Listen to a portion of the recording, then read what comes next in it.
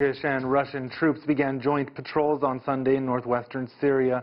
It's a key part of an Ankara-Moscow ceasefire agreement, and it coincides with the 9th anniversary of the conflict that's displaced millions of Syrians and sent political ripples across Europe. CGTN's Michal Bardavid reports. A Syrian child, 9 years old or younger, has not known a life without war.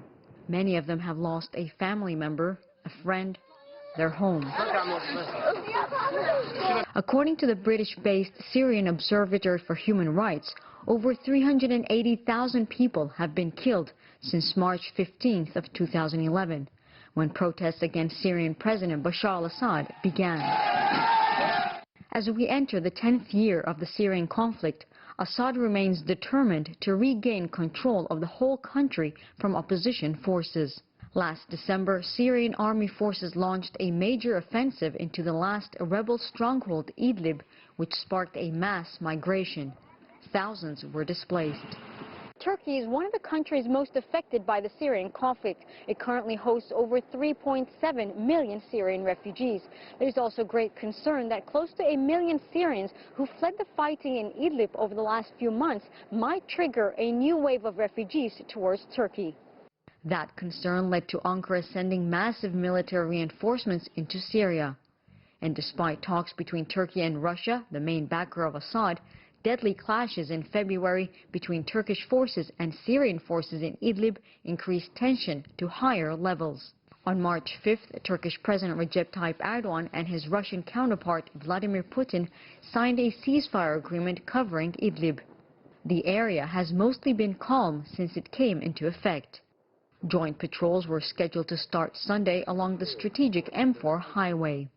Erdogan also decided to take a drastic measure and announced Ankara could no longer prevent refugees from crossing into Europe and open Turkey's gates. Thousands rushed towards the Greek border, where a standoff remains, as Greece has blocked entry with the support of the EU. Erdogan defended his actions. The crisis that is originating from Syria is a threat with security and humanitarian dimensions, not only for our region, but for all of Europe. Some analysts believe Turkey's direct involvement with the conflict has made it a key player, but the latest clashes in Idlib have complicated the path to a political solution. Turkey has to be part of the solution, in terms you have to engage with Turkey.